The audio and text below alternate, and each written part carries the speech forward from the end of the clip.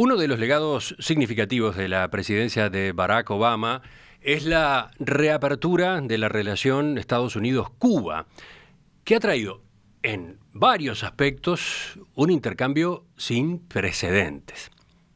Un ejemplo es lo que está ocurriendo en estos días en pleno centro de Nueva York, donde son protagonistas la cultura y la biodiversidad de la isla.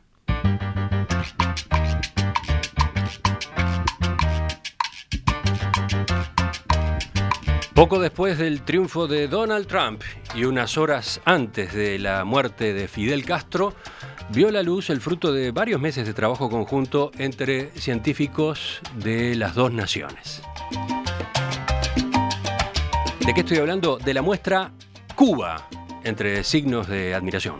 Una exposición del Museo de Historia Natural de Estados Unidos que presenta al público norteamericano lo más relevante de la sociedad cubana, su cultura, su economía, pero también y sobre todo la riqueza increíble de su flora y de su fauna, de las que creo se habla bastante poco. Eso de por sí ya es interesante para cualquiera de nosotros, pero hay un dato extra que le da un gancho especial para los oyentes de este lado. Resulta que al frente de este proyecto ha estado una bióloga uruguaya, Ana Luz Porsekansky, doctora en Ecología y Biología Evolutiva por la Universidad de Columbia, que es directora del Centro para la Biodiversidad y la Conservación en el Museo de Historia Natural de Estados Unidos. Con ella estamos en comunicación en este momento. Ana, buenos días. Buenos días. ¿Qué tal, Emiliano? ¿Cómo me escuchás? Te escucho perfecto y te veo perfecto también. Los oyentes que están siguiendo la emisión en video en enperspectiva.net van a poder tener no solamente la imagen de Ana, sino una serie de fotos y también video que ilustran lo que estamos por charlar a partir de este momento. Ana, una primera aclaración. ¿Desde cuándo tú estás viviendo en Estados Unidos? Desde 1996 y me hice ciudadana en el 2009. Son 20 años ya. 20 años. Y creo que casi desde el momento que llegaste estás trabajando allí en el Museo de Historia Natural, ¿no? ¿Cómo es esa historia? Sí. A mí me gusta decir que me vine a Nueva York siguiendo mi carrera y mi corazón, porque me vine a hacer un doctorado acá a la Universidad de Columbia, pero también ya me había enamorado de mi novio en aquel momento, ahora mi marido y padre de mis hijas. Entonces, bueno, todo apuntaba para acá. El doctorado llevó casi 7 años, así que para cuando había terminado, me ofrecieron un trabajo en el museo y decidí quedarme. La licenciatura la habías hecho acá en la Universidad de la República y el trabajo de doctorado fue lo que de algún modo te vinculó al museo. Sí, exactamente. Hice mi licenciatura en Ciencias en la Facultad de Ciencias, con mentores y colegas increíbles como Enrique Leza y varios otros, que son los que realmente me llevaron a seguir este camino de la biología y la biología evolutiva, etcétera, que realmente despertaron mi pasión por la evolución. Y cuando estaba haciendo el doctorado, mi mentor acá es uno de los curadores del Museo Americano de Historia Natural acá en Nueva York. Entonces ya tenía mi oficina ahí en el museo y al terminar, a través de mis vínculos con el Centro para Biodiversidad y Conservación, fue que me empecé realmente mi trabajo allí. ¿Y cuándo te toca asumir este cargo de directora para la biodiversidad y la conservación? Eso fue hace 2 años. Cuando yo empecé en el centro, hace como 13 años, venía de estar trabajando en la evolución de aves y me ofrecieron trabajar más en temas de educación, educación para la conservación, especialmente con profesores en Latinoamérica. Y eso pues me entusiasmó mucho porque la idea de poder trabajar nuevamente, de seguir trabajando en Latinoamérica, porque mi investigación de doctorado se focalizó también en Sudamérica. Y me enamoré del tema de la educación y de hecho los últimos artículos científicos que he publicado son sobre una investigación sobre cómo aprenden los estudiantes universitarios. Un último dato en esta presentación tuya que me parece que vale la pena agregarlo. En junio pasado fuiste seleccionada como uno de los grandes inmigrantes del año, un reconocimiento que otorga la Corporación Carnegie de Nueva York para destacar a aquellos inmigrantes que trabajan para fortalecer al país y a la sociedad democrática. ¿Cómo te cayó ese premio? Eso sí que fue una sorpresa. Yo creo que, en fin, fue una cosa maravillosa que no me la esperaba. ¿Y qué te implicó? ¿Qué consecuencias tuvo? En realidad no mucho, te diré, aunque estar ahí con uno de los dirigentes de Google o con Samantha Bee, la comediante, fue muy interesante y siempre digo, bueno, tendrían que levantar el teléfono y darles un llamado y decirle, estamos en la misma lista, pero todavía no lo he hecho. Vayamos al museo. El Museo de Historia Natural de Estados Unidos es una institución imponente en el paisaje de Nueva York. Estoy seguro que muchos uruguayos la visitaron en el lado oeste del Central Park para enfrentarse, por ejemplo, con, no sé, los esqueletos gigantescos de dinosaurios o de ballenas. Es una institución muy antigua, se fundó en el año 1869. ¿Cómo la defines tú? Es una institución no gubernamental, sin fines de lucro y, por cierto, no partidaria también, realmente independiente y privada, que se ha dedicado a la investigación y a la difusión de la ciencia, especialmente la evolución, la zoología y la antropología. Y es un lugar fascinante para trabajar. Hay más de, miles de personas que trabajan ahí, 5 millones de personas que nos visitan por año actualmente y un montón de laboratorios. Además, algunas colecciones realmente impresionantes. Tenemos 33 millones de artefactos y especímenes en las colecciones del museo. Y puede resultar sorprendente eso que dijiste al pasar. No es una institución estatal, es privada. ¿Cómo se financia entonces?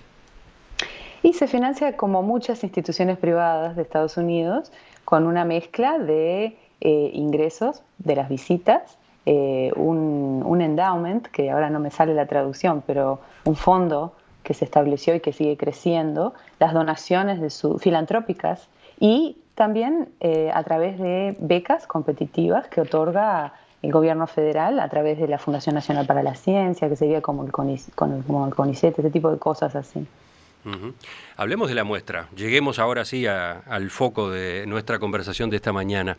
Veía que en algunas declaraciones públicas tú has dicho, este museo se dedica a entender lo que es la vida en la Tierra, por qué es tan diversa, cómo podemos protegerla y hacerla sustentable.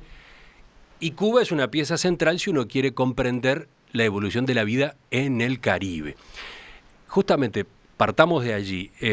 ¿Cuándo y cómo nace la idea de esta exposición sobre Cuba?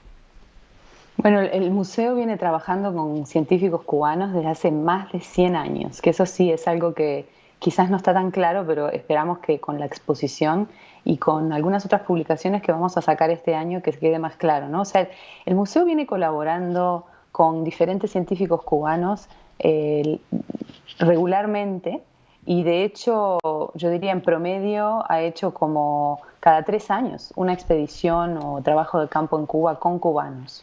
Y eso ha ocurrido todos estos años, incluso mientras las relaciones estaban rotas entre Estados Unidos y Cuba. Sí, con algunas pausas, con algunos años en los que quizás hubo menos actividad que otros, pero definitivamente sin duda, sí, desde los 60. De hecho, por ejemplo, en los 80 hubo un grupo conjunto de científicos del museo y cubanos y algunos otros que fueron los que vieron por última vez al carpintero real en Cuba, que no se sabe si está extinto o no. Aclaremos, el carpintero real es un pájaro.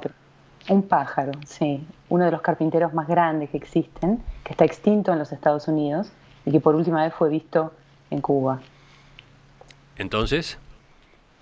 Bueno, entonces así seguimos trabajando. Pero justamente si ya existía esa relación y por lo visto fluida pese a todo, sí. ¿Por qué se toma la decisión de esta muestra? ¿Cuánto tiene que ver con ella el deshielo en la relación bilateral? Yo no sé realmente empezamos a planificarla antes del deshielo, pero sí se relajaron las restricciones de viaje. Entonces, por ejemplo, los líderes del museo viajaron y visitaron el Museo de Historia Natural en La Habana. Yo participé de ese viaje y creo que eso de alguna manera creó la chispa de la idea, y a partir de ese momento se empezó a planificar, bueno, sería posible, el Museo de Cuba de La Habana tenía mucho interés y empezamos a planificarlo y fue en esas etapas iniciales cuando se hizo el anuncio de Obama y Castro. Ah, o sea que ustedes estaban en eso antes del anuncio, antes de diciembre de 2014. La idea existía. Por supuesto que eso le dio más ímpetu y más empuje, como Ujú. quien agarra una ola, ¿no? Claro, porque en este nuevo contexto la muestra tiene como otro valor, tiene otro significado, ¿no? Tiene otra utilidad. Sí, nosotros tratamos de abordar temas contemporáneos de alguna manera, porque es una muestra temporaria. El museo tiene muchas muestras permanentes que de alguna manera son, nunca caducan, nunca, pero también tenemos muestras temporarias. Por ejemplo, hemos hecho muestras sobre temas de el agua y de su conservación, sobre el cambio climático. Entonces se tratan de abordar temas contemporáneos para educar a nuestro visitante en esos temas. Ustedes procuran en particular que el público, y sobre todo el de Estados Unidos, eh, le aporte contexto a los titulares, pueda ir más allá de lo que en las noticias ve, lee, escucha a propósito de Cuba en estos días. Sí, y realmente me parecía que eso para el tema de Cuba era fundamental. Entonces, cuando me invitaron a ser co-curadora de la exhibición, eso para nosotros fue desde el principio realmente una prioridad. Que la gente, quizás como punto de entrada, que se encontraran con la Cuba que ellos esperan o con los clichés que han visto, especialmente en este país, ¿no? La política, los coches antiguos, la música, la arquitectura, pero, y más allá de eso, ¿qué hay? ¿Qué hay? ¿Qué realmente, si quieren entender, por ejemplo, quiénes son los cubanos, podemos ayudarlos? Si quieren entender cómo Cuba es biológicamente tan única y tan importante, ¿cómo podemos transmitir esa información? Ujú. ¿Cómo fue entonces el trabajo con tus colegas en estas condiciones? Fue bien interesante porque nos tomó más o menos, nosotros ya teníamos un memorándum de entendimiento, un acuerdo con el Museo Nacional de Historia Natural de La Habana, de Cuba, desde el 2009, pero era muy general. Y en el 2015 empezamos a tratar de elaborar uno más detallado que logramos firmar este año. Y en enero trajimos a varios colegas del Museo de Cuba a trabajar con nosotros, a darnos charlas, a participar de reuniones y junto con el departamento de exhibiciones del museo, que es de hecho tiene como más de 40 personas trabajando allí, desde diseñadores gráficos hasta diseñadores de exhibiciones, escritores, etcétera. Empezamos a pensar, bueno, ¿cómo hacemos esto? ¿Cómo lo organizamos en una galería? Y nos llevó más de 6 meses llegar a la idea del plano de cómo iba a ser la exhibición, trabajando con los colegas, ¿no? Y los colegas cubanos nos ayudaron a decidir, bueno, cuáles son los temas principales en temas de biodiversidad, en temas de naturaleza, que tienen que estar presentes. Mm. ¿Cuántas veces viajaste tú directamente a Cuba? Yo he viajado como 7 veces desde el 2012, así que ha sido bien interesante. Mm. Y en particular para la preparación ahora mismo, en esta etapa, las nuevas condiciones, ¿qué ventajas te trajeron? Eh, bueno, creo que como no he viajado antes, la verdad, no tengo un punto de comparación personal, pero creo que ha sido más fácil obtener, por ejemplo, había más vuelos charter. Yo todavía no fui en un vuelo comercial, porque esos empezaron hace poco. Ah, miento, una vez sí me tomé un vuelo comercial, pero en fin, es un poquito más fácil obtener las visas, obtener los permisos, incluso obtener las visas de trabajo desde el lado cubano. Y eso realmente creo que ayudó mucho. Por ejemplo, el año pasado, hace un año, hicimos una gran expedición científica para realmente documentar y estudiar la biodiversidad del Parque Humboldt, que queda en el extremo oeste de Cuba. Y eso fue un emprendimiento mayor, porque llevamos, no sé, casi 18 personas y muchos equipos, etcétera, ¿no? Así que eso llevó mucha logística. ¿Cómo se llama ese pájaro carpintero del paisaje cubano al que aludías recién, Ana? El carpintero real. Campestrilus principalis. Dice uno de nuestros oyentes, Miguel, que existe en Uruguay en varios departamentos. Tiene el tamaño aproximado de un hornero. Suele anidar en paraísos. ¿Puede ser? No, esa es otra especie. Esta especie es diferente. Acá, por supuesto, en Uruguay también hay carpinteros, capaz hasta tenga el mismo nombre común, pero no es esta misma especie. Este animal es bien grande. Vamos a charlar justamente enseguida de lo que muestra esta exposición, dónde están las novedades, los puntos más fuertes, y vamos a hablar de las técnicas que ustedes emplearon, porque hay mucho de artesanía en esto y creo que vale la pena que se conozca. En estos días, Cuba viene siendo protagonista en pleno centro de Nueva York. ¿Sí? El famoso Museo Nacional de Historia Natural, que tiene su sede sobre el Central Park, inauguró hace 2 semanas la muestra Cuba, escrita entre signos de admiración, que está dedicada a exponer la cultura y la biodiversidad de la isla, una muestra que fue posible gracias a un trabajo intenso de colaboración entre científicos e instituciones de los 2 países y que ha tenido al frente a una uruguaya, la doctora Ana Luz Porsekansky, bióloga, que es directora del Centro para la Biodiversidad y la Conservación del Museo de Historia Natural de Estados Unidos.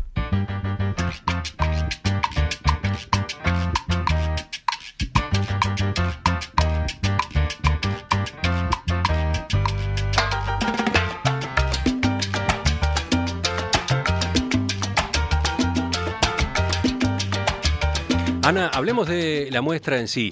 Quedó dicho al pasar ya, no abarca solo la fauna y la flora de Cuba y su zona de influencia, también se ocupa de la cultura y de la sociedad. ¿Cómo es eso? ¿Por qué? Y nos pareció que si íbamos a hacer una muestra sobre Cuba teníamos que abordar temas contemporáneos. En un momento cuando estábamos pensando en el contenido, realmente hubo una decisión temprana de decir esto tiene que ser sobre Cuba hoy, Cuba ahora, porque es lo que a la gente le interesa y lo que a la gente debería realmente estar profundizando. Mucho se ha dicho ya sobre su historia y además, bueno, aunque los temas políticos no son la competencia de nuestro museo, ni tampoco la historia, ni tampoco el arte, un poquito de eso sí pusimos como contexto. Pero los temas culturales sí son competencia de nuestro museo. Tenemos un departamento de antropología y colaboramos con varios consultores, antropólogos, especialistas en política internacional, etcétera, que nos dieron consejos a medida que íbamos desarrollando la exhibición. Imagino que algunos de esos aspectos, sobre todo, no sé, los económicos, los sociales y sobre todo los políticos, pueden haber dado lugar a negociaciones, ¿no? ¿Hasta dónde llegar? ¿Cómo fue eso? En realidad no, porque esa parte no la trabajamos con los cubanos. Los colegas cubanos eran del Museo Nacional de Historia Natural y quisieron dejar la colaboración solo en los temas de biodiversidad. Entonces, la parte más que tiene que ver con la parte cultural realmente la elaboró nuestro museo. Ellos revisaron las traducciones y creo que si hubiera habido algo que hubiera generado realmente algún problema, lo hubieran resaltado. Pero mira, tuvimos una delegación de colegas cubanos que vino a visitar el día de la apertura, incluyendo la presidenta de la Agencia del Medio Ambiente de Cuba, etcétera. Y ellos visitaron todo, leyeron todo y quedaron muy contentos con la exhibición, incluyendo la película de 10 minutos que elaboramos especialmente para esta exhibición, que es una reseña histórica de Cuba. Entonces, si vamos ahora a lo que es tu materia, a lo que es la biología, ¿por qué Cuba es tan rica? ¿Por qué es tan interesante? Mira, la verdad es que creo que la gente no sabe, primero que nada, que Cuba es un arquipélago, un archipiélago. Sí, solemos no es decir isla. la isla, pero es un montón de islas. ¿Cuántas? Más de 4.000 islas. Es increíble. Muchas son muy pequeñitas, pero más de 4.000 islas. Y además, la isla principal, la isla de Cuba, es realmente grande para el contexto caribeño, domina el Caribe, está en el centro del Caribe, ha estado aislada durante millones de años y al mismo tiempo no está suficientemente lejos como para que las cosas no puedan llegar a Cuba. Las especies sí han logrado llegar a Cuba y cuando llegan a Cuba están aisladas Y la evolución entonces en ese momento puede tomar caminos impredecibles o inusuales. Entonces algo que sucede mucho en las islas es que se desarrollan especies que no se ven en ningún otro lugar o que las especies tienden a el gigantismo o a la miniaturización. Entonces, por ejemplo, en Cuba tenés el ave más pequeña del mundo, el zunzuncito, que le dicen que es un picaflor muy pequeño, puede llegar a pesar 1,7 gramos. Y Y tenés cuando, también cuando decís que es animales el más gigantes. pequeño del mundo, ¿cuánto mide? Ay, ¿cuánto mide de tamaño? No lo tengo acá en la punta de la lengua, pero es así pequeñito. Es un Centímetros. picaflor, imagínate un picaflor Sí. diminuto, bueno, así es el picaflor más pequeño del mundo y el ave más pequeña del mundo. Al mismo tiempo, Cuba tuvo el búho más grande del mundo. Tiene animales que se extinguieron que eran realmente inusuales y la gente no lo sabe. Y finalmente, eh, tiene muchas especies que realmente solo se encuentran en Cuba y en ningún otro lugar. Por ejemplo, la mitad de las plantas, más de la mitad que existen en Cuba, solo existen en Cuba. En cuanto a los anfibios es aún más impresionante. El 95% de las especies de ranas que viven en Cuba solo existen en Cuba. Entonces es casi como el Madagascar del Caribe. Y eso es algo que nos parecía que no se conocía. Ahí tenemos una buena lista de ejemplos de dónde está el atractivo de Cuba y su entorno por el lado de la naturaleza. ¿Podrías mencionar algo más? Por ejemplo, por debajo del Sí, agua, ¿qué hay? debajo del agua. Eso fue lo que dijiste, Sí, sí, sí. debajo del agua. Bueno, interesantemente, en la vida marina, lo que resaltamos en la exhibición no es tanto la vida marina como única en Cuba, sino al revés, como conectora de alguna manera. O sea, queríamos resaltar que Cuba, en términos biológicos, es única, es inusual, es diferente, pero también ha estado conectada a lo largo del tiempo geológico, evolutivo, y sigue conectada hoy. Entonces las especies marinas que pueden circular, o por ejemplo los corales que tienen larvas que circulan con las corrientes marinas, no son únicas para Cuba, pero sí conectan a Cuba con el resto del Caribe y, por ejemplo, las aves migratorias también. Hay más de 100 especies que realmente todos los años hacen el viaje entre Estados Unidos y Cuba, por ejemplo.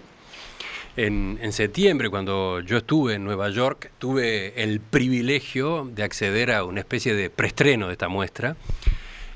Contigo como guía, llegamos hasta el taller donde trabajan los artesanos del Museo de Historia Natural de Estados Unidos, los que realizan esas reproducciones de animales y de especies vegetales que son tan características del museo desde siempre, ¿no? Eh, Sí, y ¿Cómo es es uno de eso? los pocos Esa es una museos de que las todavía... técnicas museísticas típicas de este museo. Sí, es uno de los pocos museos todavía que sigue construyendo sus propias exhibiciones hasta ese grado, digamos, ¿no? Tenemos, por ejemplo, en la exhibición un arrecife de coral recreado por el cual la gente puede caminar como si estuviera en el fondo del mar. Y todo lo que se ve ahí se construyó acá en Nueva York, adentro de los talleres del museo, desde los corales hasta yo qué sé, los pececitos que se ven circulando, los tiburones que hay, etcétera. Y lo mismo con la Ciénaga de Zapata, que es un ambiente de humedales, los humedales más extensos del Caribe. También se recreó todo desde cada pedacito de la sierra la hierba cortadera hasta un cocodrilo cubano, que por cierto es una especie también endémica que solo se encuentra en Cuba, la más amenazada del mundo, que se muestra saltando del agua. Ujú. Todo eso que aparece en la muestra es creado especialmente, no es verdad, entre comillas. Correcto, no, todos son modelos. Hay algunas excepciones. Tenemos algunos especímenes de nuestra exhibición que sí son reales y que son de nuestra colección. Por ejemplo, los caracoles polimita, que se llaman los caracoles pintados, que también solo se encuentran en Cuba y tenemos varios especímenes de nuestra muestra. Y tenemos también un especímen preservado vía taxidermia del carpintero real que te mencionaba, pero colectado hace más de 100 años en Estados Unidos. Ujú.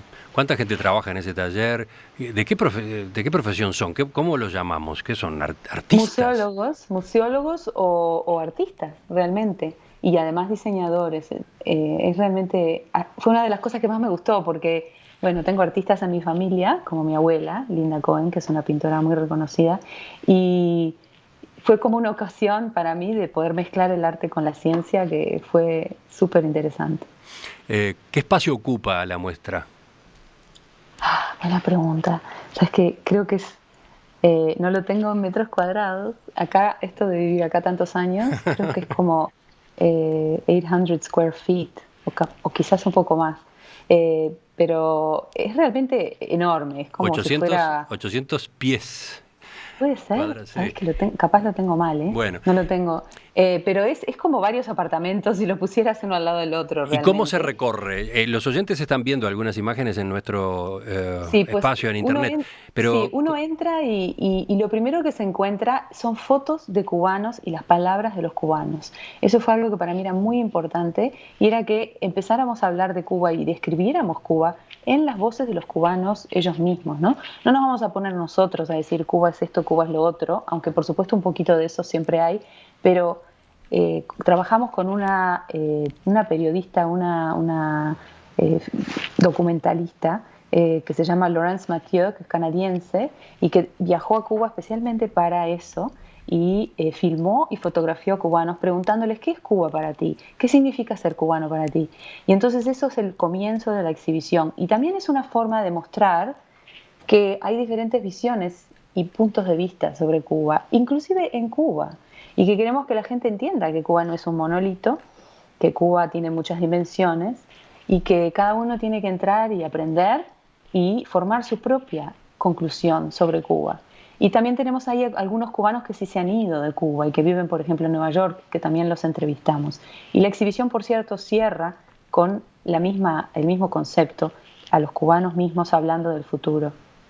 En el medio de eso, cuando uno entra, hay mapas y el video introductorio que te mencionaba, así como algunos datos breves de economía y sociedad sobre Cuba. Y después abrimos el plano de la galería de exhibición completamente y hay un bulevar recreado como si fuera una escena urbana en la cual el visitante puede pasearse y ver diferentes objetos que son como puntos de entrada a información sobre la historia de Cuba, cómo está cambiando. Lo que queríamos que la gente se llevara de esta exhibición es realmente una idea de quiénes son los cubanos, cómo han estado conectados con el resto del mundo y cómo está cambiando Cuba.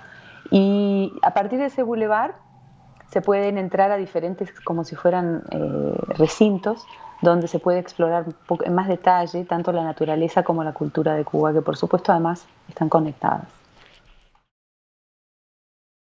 Ana, ¿cuál es el futuro de esta muestra? ¿Qué es lo que está previsto? Esta va a estar acá en el museo abierta hasta mediados de agosto del 2017 y después estas muestras tradicionalmente viajan a otras instituciones, inclusive internacionalmente. Y tenemos el sueño de poder replicar algunas de las dioramas que se construyeron de la parte de biodiversidad para instalación permanente en el Museo de La Habana. Ese es un sueño que compartimos con nuestros colegas cubanos. Estamos aún buscando el financiamiento para hacerlo realidad. Estaría, claro, sería como dar la vuelta completa, ¿no? Sí, sí, además, bueno, sería realmente una gran adición. Ellos están renovando su predio y realmente creo que sería de gran éxito poder hacer eso juntos. La muestra es totalmente bilingüe, ¿no? Ah, sí, no lo mencioné, totalmente bilingüe. La primera vez que este museo hace una muestra completamente bilingüe y eso agregó toda una nueva capa de trabajo, digamos, toda una nueva etapa de trabajo y yo era una de las dos curadoras, por cierto, de la exhibición. Mi co-curador, el doctor Christopher Raxworthy, no habla español, así que bueno, yo me ocupé de mucha de la parte de la traducción, de revisar todo eso. Para terminar, Ana, pocos días antes de la inauguración se supo que Donald Trump será el próximo presidente de Estados Unidos, y él mismo se ha encargado de advertir varias veces que va a revisar el proceso de recomposición de las relaciones entre Washington y La Habana. ¿Ese nuevo contexto político incide de alguna manera en esta exposición, en el trabajo de ustedes? Uh-huh. En la exposición no tanto, pero por supuesto que la comunidad científica y la comunidad de la conservación y lo que es todo el manejo y control ambiental está, yo creo, con razón, preocupada porque se han hecho muchos avances en los últimos años y meses. Estados Unidos y Cuba comparten ecosistemas, comparten preocupaciones ambientales Y como quizás saben tus oyentes, no sé, se han firmado varios acuerdos en los últimos meses para colaboración precisamente en temas ambientales. Yo creo que, y citando a una experta, Julia Zweig, que es una experta en política ambiental y en el tema, en la relación Estados Unidos-Cuba, creo que se ha hecho tanto movimiento en cierta dirección que de alguna manera seguir en esa dirección es un poco inexorable, pero veremos qué va a hacer esta nueva administración. Hemos estado conversando en estos minutos en perspectiva con Ana Luz Porzekansky, uruguaya, bióloga, directora del Centro para la Biodiversidad y la Conservación del Museo de Historia Natural de Estados Unidos. Ana, felicitaciones, suerte con lo que falta de esta muestra y volvemos a conversar en cualquier momento. Sí, muchísimas gracias y están todos invitados a venir a verla. Cuando lleguen al museo, ¿piden contigo? Claro, sí, ¿por qué no? Perfectamente. Si puedo, salgo a saludarlo. ¿Tú haces de guía también? A veces. Chau, Ana, hasta la próxima. Muchas gracias, Emiliano. Chao.